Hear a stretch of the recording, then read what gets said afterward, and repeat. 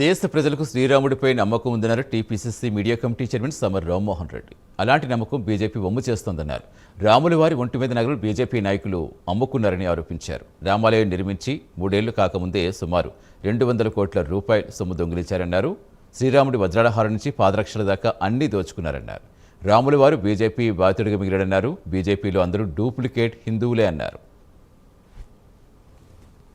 అయోధ్య రామ మందిరంలో రాముల వారి పేయి మీద సొమ్ముల కాడికించి మొదలు పెట్టుకుంటే హుండీల పైసల దాకా కూడా దోసుకదిన్నటువంటి దుర్మార్గుల గురించి వింటుంటే సిగ్గుతో తలదించుకుంటున్నాం.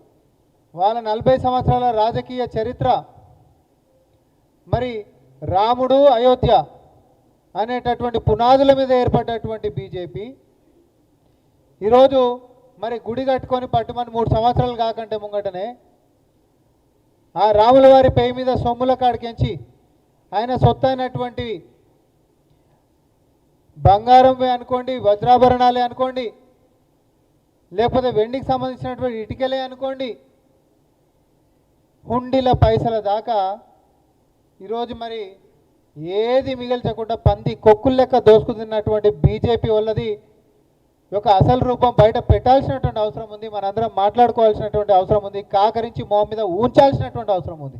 అయోధ్య రామ మందిరంలో రాముల వారి పేయి మీద సొమ్ముల కాడికించి మొదలు పెట్టుకుంటే హుండీల పైసల దాకా కూడా దోసుకదిన్నటువంటి దుర్మార్గులకు